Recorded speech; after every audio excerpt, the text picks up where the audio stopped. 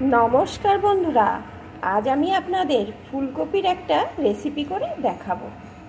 আমি জানি আপনারা অনেকে অনেক রকমভাবে ফুলকপি রান্না করেন, তবে আমি কিভাবে খুব সহজে টেস্টিভাবে রান্না করি সেটাই আজ আমি আপনাদের সাথে শেয়ার করব। রান্নার জন্যে এখানে আমি ফুলকপিগুলো একটু বড় টুকরো করে কেটে 2-3 বার জল পাল্টে ধুয়ে নিয়ে তারপরে কিন্তু একটু জলের ভিতরে ফুলকপিগুলো 30 মিনিট মতো ভিজিয়ে রেখেছিলাম, কারণ ফুলকপিতে প্রচুর পরিমাণে কীটনাশক ব্যবহার হয়। এই জলে যদি বেশ কিছুক্ষণ ভিজিয়ে রাখা যায় তাহলে কীটনাশকের প্রভাবটা কিছুটা হলেও কিন্তু কেটে যায়। এখন এই ফুলকপিগুলো একটা পাত্রে জল থেকে সেঁকে আমি তুলে নেব। জল থেকে সেঁকে আমি ফুলকপিগুলো একটা পাত্রে তুলে নিয়েছি। এখন এর ভিতরে আমি আরেকটু জল দিয়ে দেব। আরেকটু জল দিয়ে দিলাম। এখন ফুলকপিটা আমি একটু ভাপ দিয়ে নেব, তাহলে ফুলকপির ভিতরে যে ছোট ছোট পোকা যদি থেকে যায় তাহলে বেরিয়ে যাবে।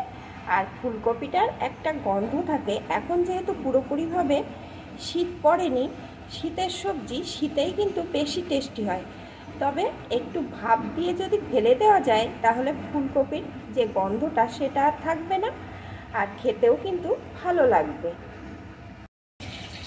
ফুলকপিটা রান্নার জন্যে এখানে আমি কাতলা মাছের মাথার কিছুটা অংশ নিয়ে নিয়েছি।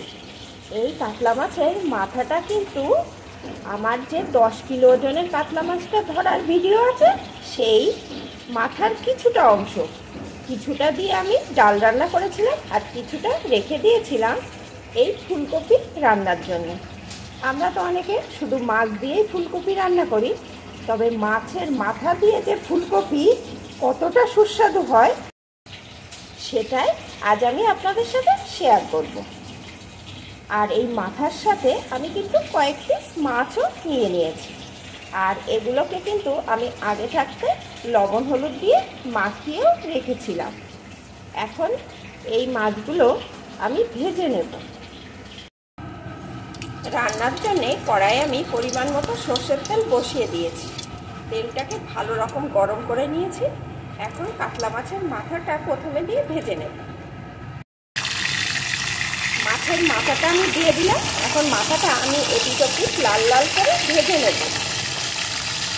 এই মাছের মাথাটা এতটাই বড় ছিল, এটা কিন্তু একটা জাস্ট অংশ, তাই দেখুন কতটা বড়।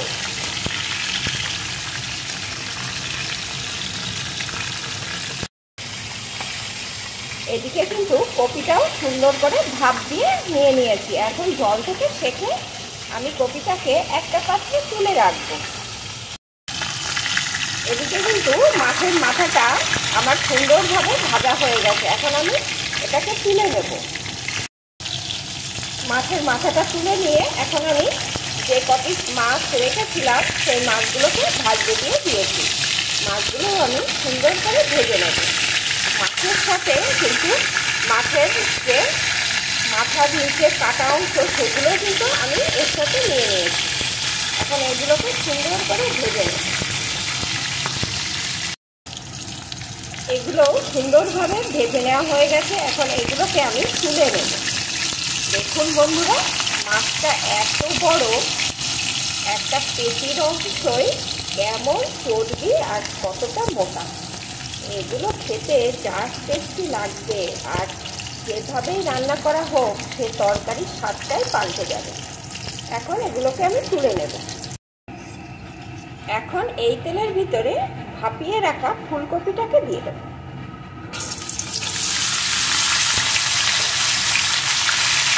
দিয়ে দেবো একটু লবণ।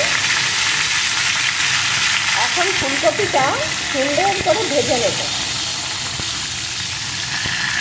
এখন কিন্তু আমি কোনো রকম হলুদের গুঁড়ো দেবো না, তাহলে কপিটা পুড়ে যাবে আর ভাজা ভালো হবে না। এইভাবে নাড়িয়ে নাড়িয়ে কপিটাকে সুন্দর করে ভেজে নেব।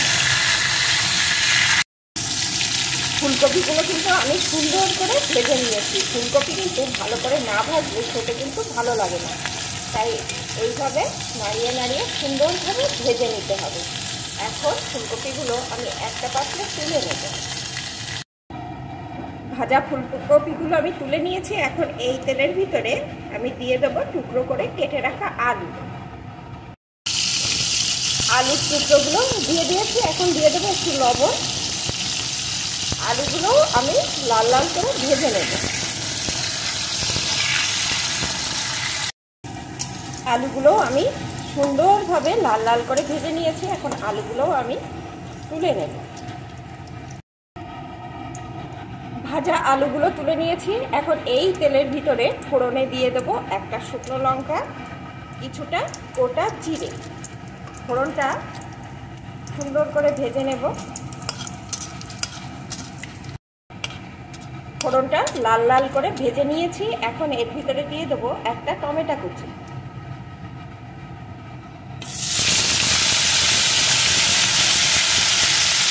টমেটো কুচিটা একটু ভেজে নেব।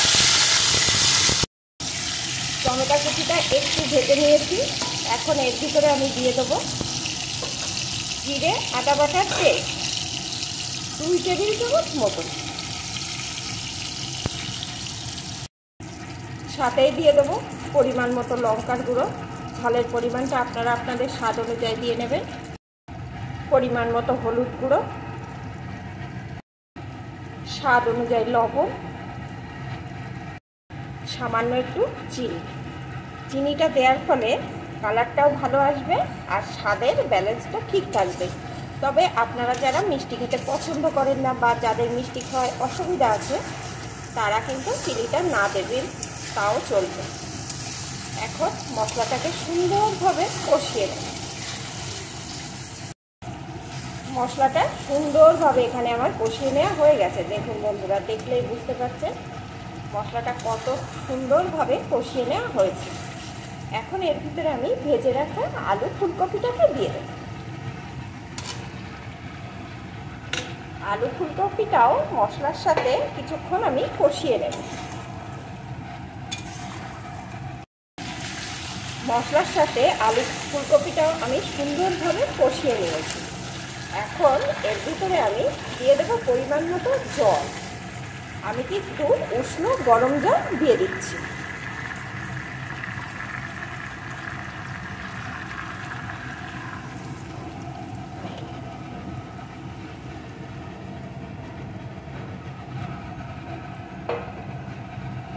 একটু নাড়িয়ে নেব। এখন কিন্তু মাছের মাথাটাও আমি এর ভিতরে দিয়ে দেবো, কারণ এটা একটু ফুটবে আর মাছের পিসগুলো আমি একটু পরে দেব।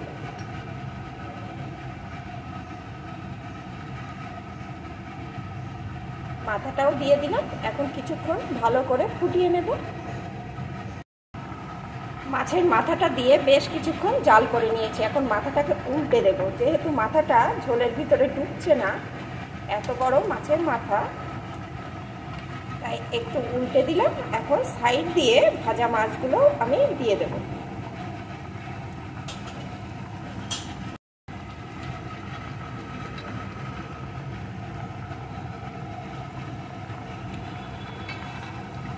সাথেই আমি দিয়ে দেব কয়েকটা চেরা কাঁচা লঙ্কা।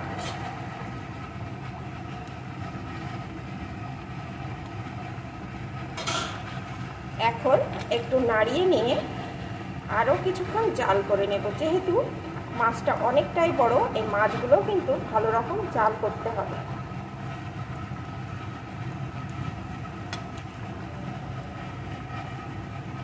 এখন বেশ কিছুক্ষণ জাল করে নিয়ে আমি ফিরে আসছি। বেশ কিছুক্ষণ আমি কিন্তু রান্না করে নিলাম। এখন কিন্তু ফুলকপি আলু সব ভালো রকম সিদ্ধ হয়ে গেছে। আর যেহেতু আগে থাকতে ফুলকপিগুলো ভাপ দেওয়া ছিল, ভালো করে ভেজে নেওয়া ছিল, তাই রান্না হতে কিন্তু একটুও সময় লাগলো না। মাছগুলো দিয়েও আমি ভালো করে ফুটিয়ে নিয়েছি। মাছগুলোও সুন্দরভাবে রান্না হয়ে গেছে।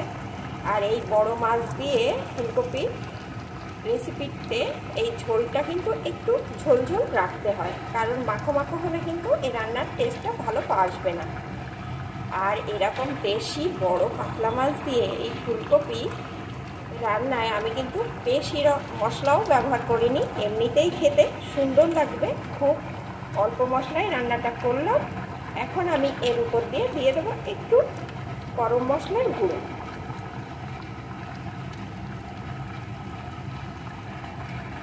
গরম মশলার গুঁড়োটা দিয়ে দিলাম। এখন একটু এইভাবে মিশিয়ে নিয়ে নামিয়ে দেব। তাহলে বন্ধুরা, আমার এই ফুলকপি রেসিপিটি আপনাদের কেমন লাগলো প্লিজ কমেন্ট করবেন। ভালো লাগলে লাইক দেবেন, শেয়ার করবেন, আর আমার সাথেই কিন্তু থেকে যাবেন। নতুন বন্ধুরা, আপনাদের যদি আমার রেসিপিগুলো ভালো লাগে সাবস্ক্রাইব করে আমার পাশে থাকবেন।